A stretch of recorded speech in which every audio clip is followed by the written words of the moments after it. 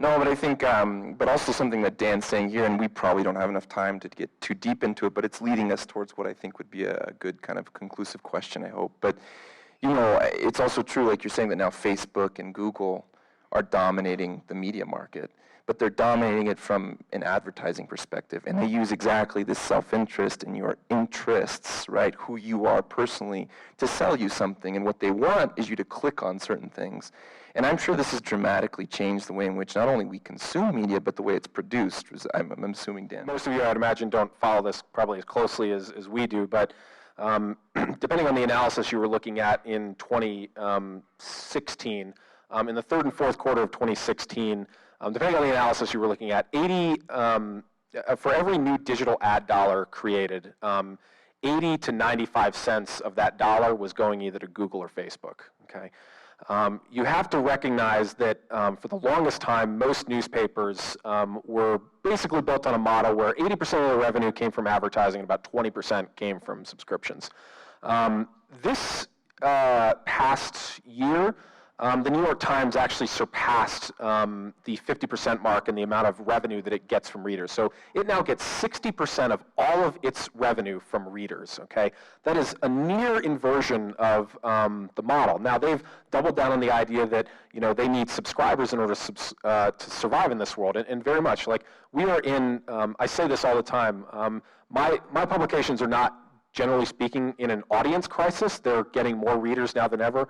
They're in a revenue crisis. They cannot make money from those people. And when you consider a statistic like Facebook and Google taking 80 to 90 cents of every new digital ad dollar created, that is a fundamentally disruptive force. Like, the media industry has already gone through disruption in the transition from traditional, whether that's television or print, to digital, and they're getting further disrupted in the transition from desktop consumption to mobile consumption. But that has very serious implications for just the economic viability of producing news. Now, I have full confidence that national publications are going to be able to weather this storm just fine. They're going to be able to find their way. They're going to find some model people are willing to pay.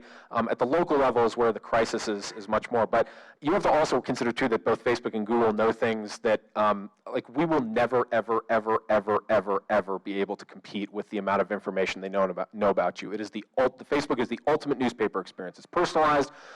You've got news that you clearly have shown that you want, mixed in with baby photos and wedding announcements. There's just no way that the news industry could ever compete with that.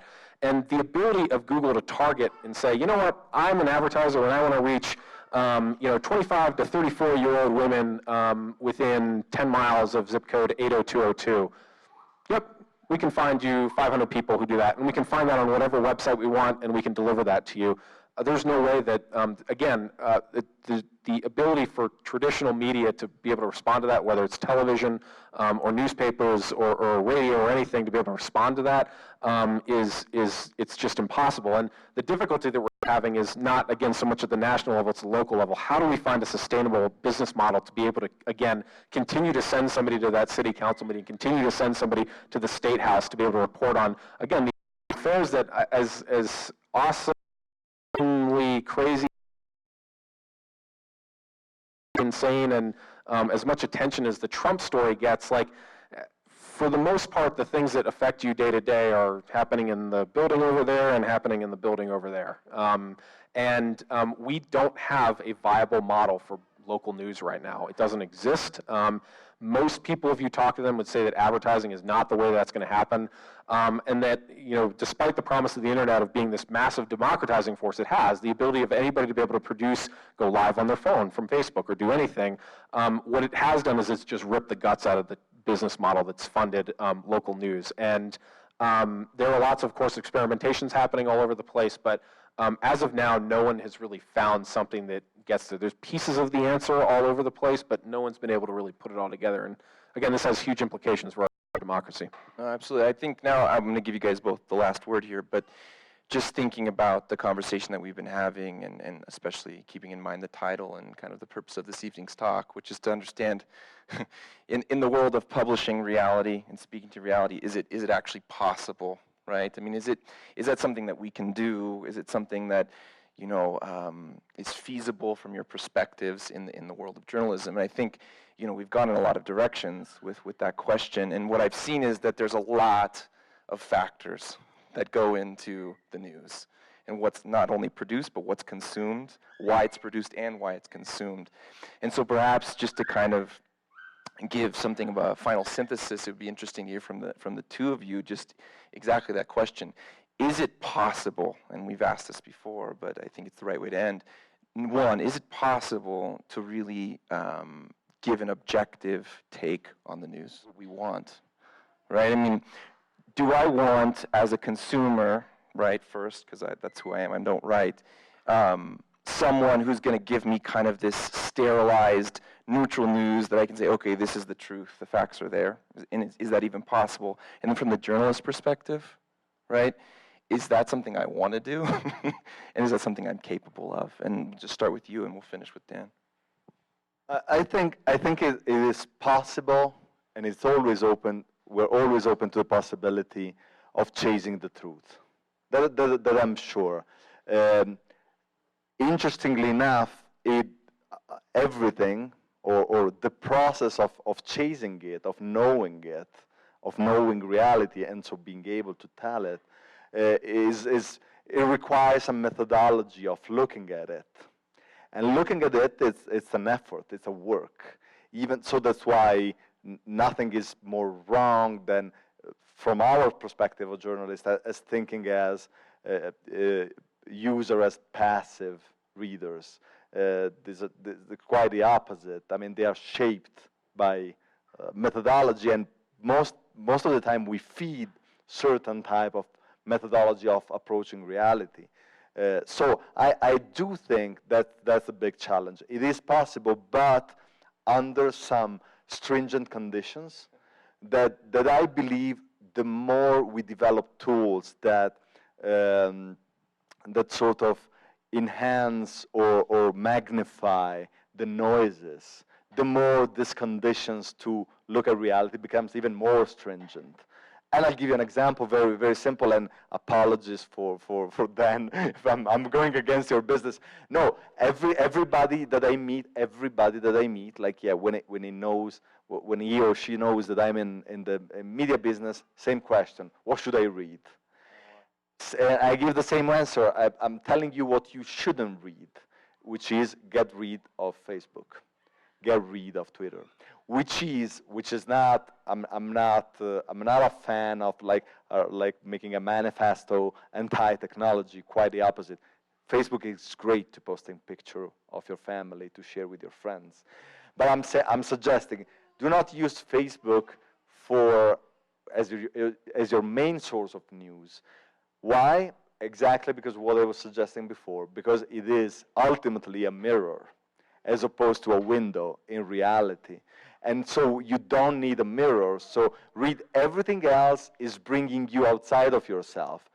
Being the New York Times, and when, like, once you become like familiar with the New York Times, you will discover there are bias, tendencies, hidden agendas everywhere. But at the same time, you will have more the tools, I think, to discern, as opposed to be trapped in an eternal mirror that repeats your own image all the time. I think, for example, this is one. I'm not saying the condition to know what reality is all about is get rid of Facebook.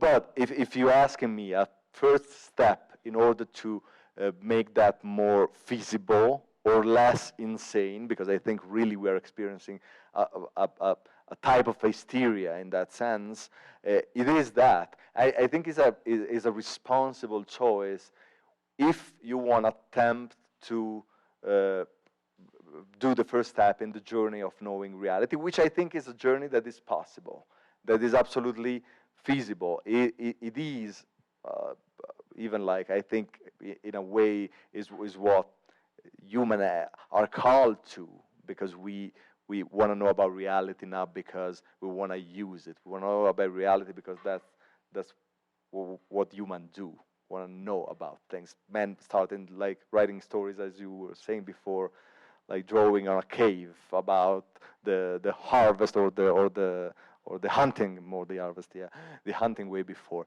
So it is not a small thing. I think we are like do what we are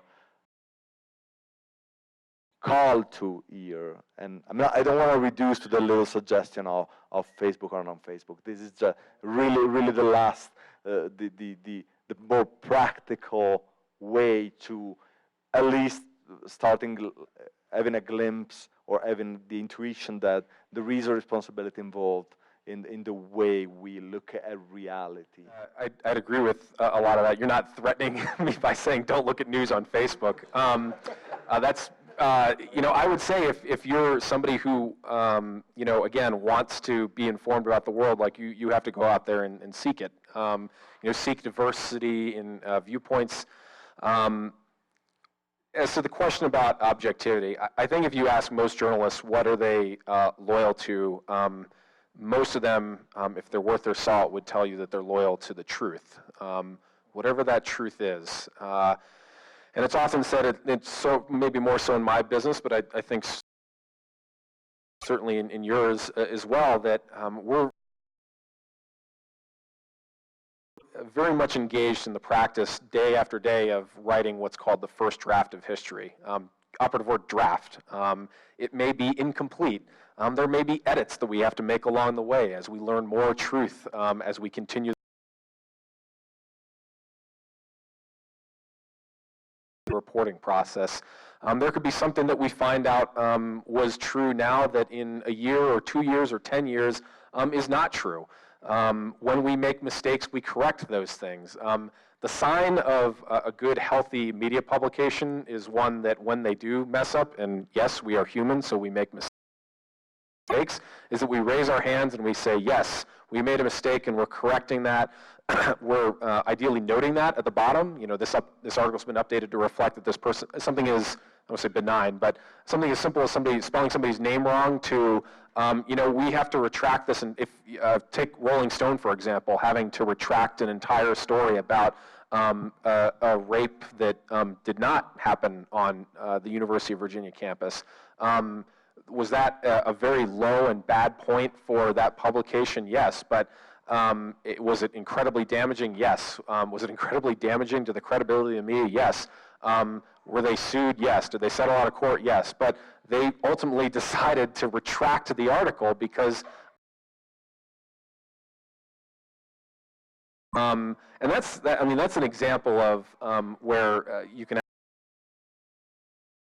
have some really interesting discussions about bias coming in that can get really complicated. But again, the mark of a good news organization that it's aggressively, relentlessly trying to pursue the truth. Yes, there are mistakes that are made along the way, and the mark of a good one is one that owns up to that and moves on and tries to do better the next day. That's the miracle of what we do. And it used to be in the newspaper business, every day we have another chance to try and get this better. Now we live in a world where, okay, every minute is another deadline. Every minute is another opportunity to fix something, to update something, to, again, more relentlessly pursue that truth. So if there's any bias that journalists have, it's trying to get to the truth. And, it doesn't mean that we aren't mistake-free and don't make mistakes, but that's ultimately what we're trying to do. And it requires an engaged citizenry to hold us accountable to that. We are aiming to hold governments and people who work for you accountable. And I am heartened by the feedback that I get when I write a story, when our other journalists write a story. Like, it shows that people care, and that's like the most encouraging thing of all, that people do reach out and they do want to hold us to account and they do want to make us better, and we want to get better. We're not sinister, like we don't, I encourage you, if you ever have a chance to sit in an editorial meeting of a bunch of news editors, that you're going to find that it's kind of boring. We go around and we talk about the stories that we know about and the reporters who are feeding that information to us, and we try to make a decision based on what's the most important thing for that day and to go pursue that. yes, we are smaller than we were a few years ago, but every day we have to make decisions about what we choose to cover and what we don't choose to cover, and it's impossible. I wish we had 3 times or 4 times as many people. Like, the world would be a much better place if we did. So this is my plug right here. I'm not even going to tell you, like, to subscribe to, pay for a news source. I'm not even telling you to pay for one of my newspapers. Like, pay for a news source. Like, the way that you get the media that you pay for. And yes, advertising is a piece of that. Yes, like events and other things, but we need support if you want to continue to get high quality information. Information is not free. The truth is hard to find. It's hard to get, and in many cases, it's very, very expensive. So thank you so much for a great discussion and for the invite. Yeah, thank you guys very much. I don't know if we have a moment for question, or we're 1 or 2. Okay, yeah, that's great. Go for a very lively discussion. I have a million more questions, actually, but is there anybody out there that has some questions for our speakers today? Go ahead and raise your hand. I'll bring you the mic.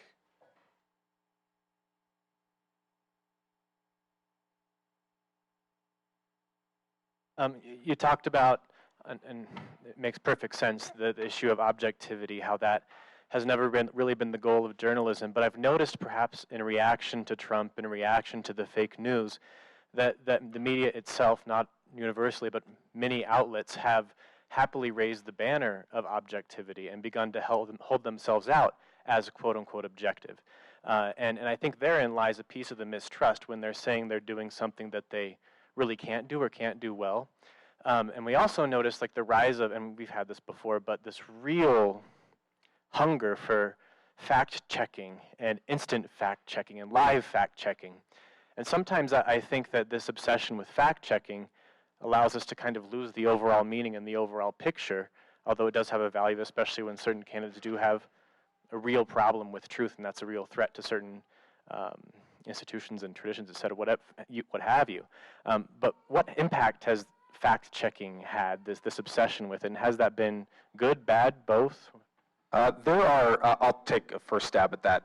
There are lots of studies out there that actually show that when you are faced with a fact check on an assertion that goes against what you previously believed, or what you may believe, that you actually, and I say all of us, we actually tend to become more aggressive in our belief in the wrong thing. So when somebody says that you are wrong about something, you actually tend to react by saying, well, no, you're not right. Like, I am right. You actually become more entrenched in the belief that, no, you actually believe the wrong thing more before you were encountered with the fact check. So there's been this huge explosion in fact checking. A lot of it came throughout this most recent presidential campaign just because of how ugly it got.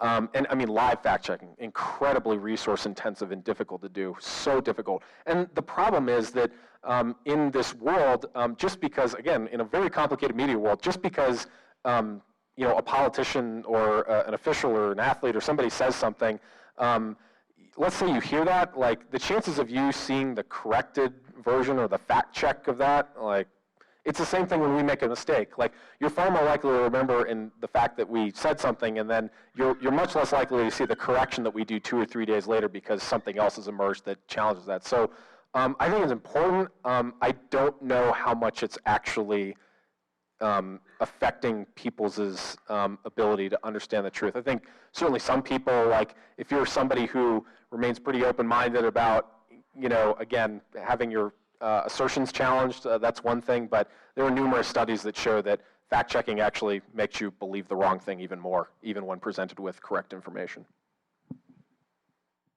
I'm personally a little bit skeptical of fact-checking as a process itself. I believe for 2 main reasons.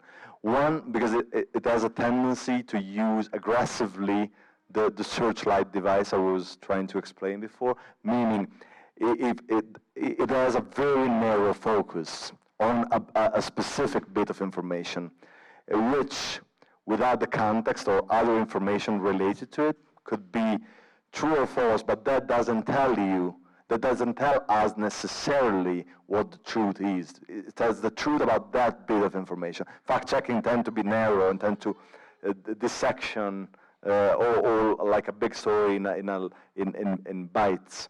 The second thing is that it's sort of like, to me, introduce incorrectly and violates the main premise of my idea of journalism, that is, news is product. Instead, they are saying, news report is one thing, then are facts, and we can check the facts, and the facts are like products that we find in nature, but both the fact that you are checking most of the time and the fact checkers are in the same, share the same environment of impurity. They're not like in a lab with no, you know what I mean, in a chemistry lab, in a setting that is perfectly without any interference. So I'm like, I think it's important, when the other side of it, for example, if you want to bring it to a even greater scale, but we don't have time to open another thing, is like what in the last probably 10 years has becoming like a huge thing, which is explanatory journalism. I think it runs the same risk, which is basically journalism that explains reality mainly through data and stats and numbers, and they put people who do that, they do a great job. Don't get me wrong. At the same time, they put themselves in the position, I'm proving reality with hard facts. These are hard facts, as opposed to you guys that do your own narratives that is always biased. We do only graph and stats. So I think there's a failure in methodology. You're implying that reality is knowable by a certain methodology only, which is ultimately a mathematical method. I see a problem in methodology, both in fact-checking and explanatory journalism, and I see that the two of them correlated.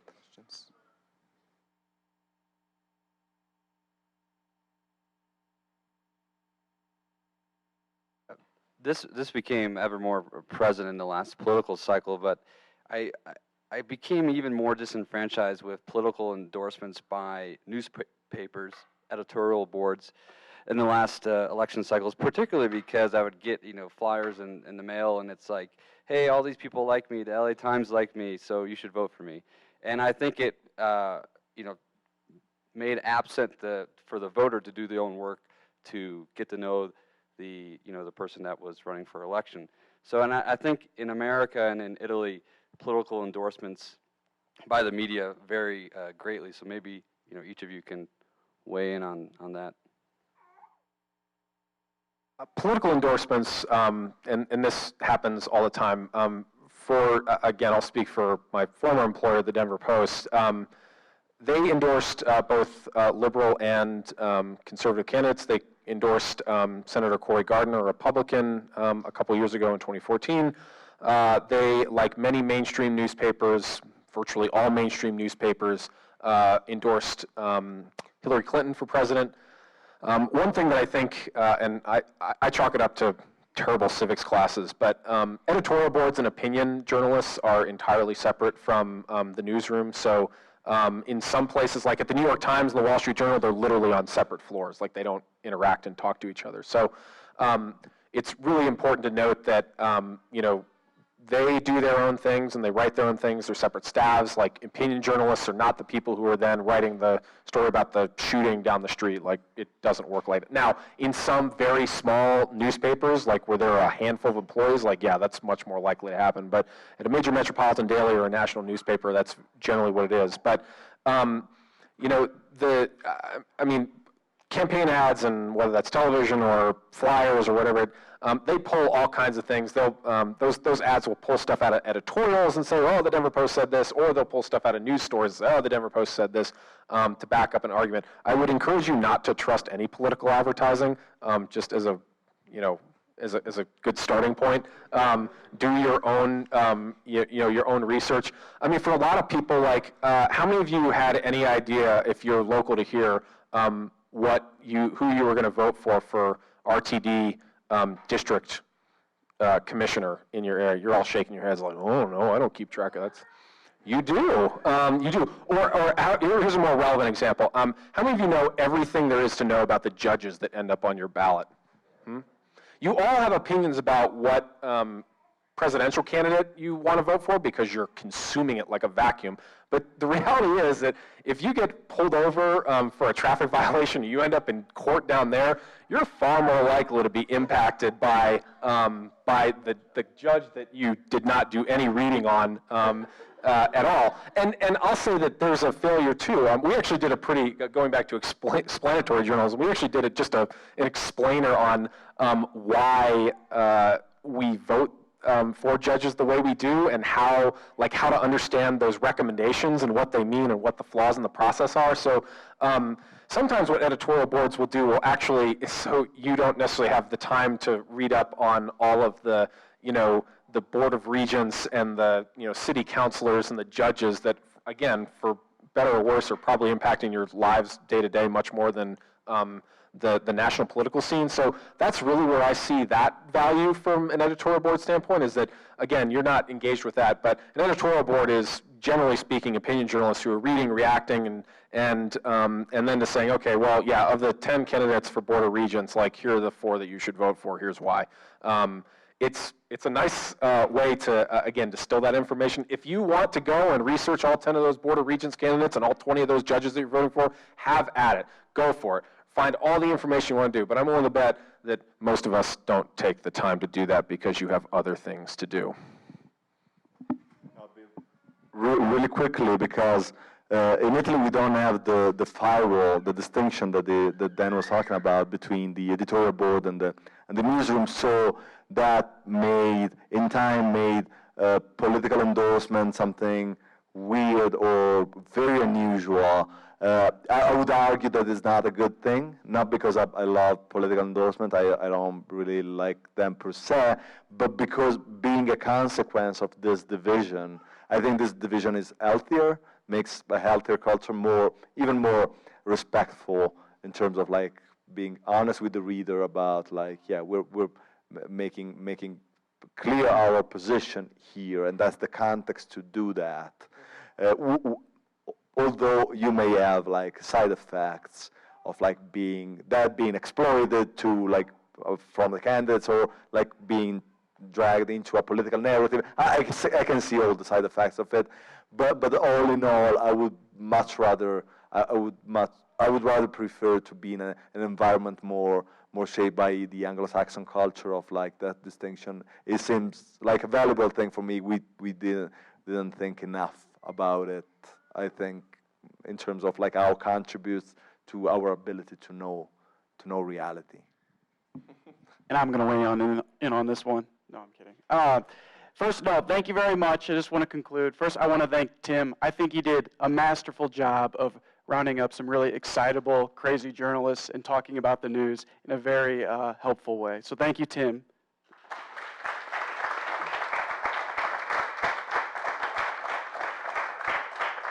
And then I'd also like to thank Dan and Mattia as well. I think both of your perspectives were extremely helpful, very different viewpoints, very different backgrounds, but yet very relevant to each one of us in this room. So thank you very much.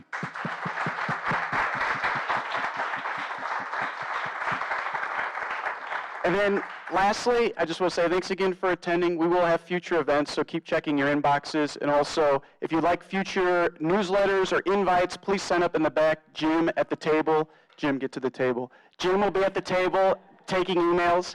And then also, we are a 501c3, so if you'd like to make some donations, we are not funded by anything other than the people in this room and some other friends in other cities. So anything you can contribute to help us for future events would be fantastic. So thank you very much. Enjoy your weekend.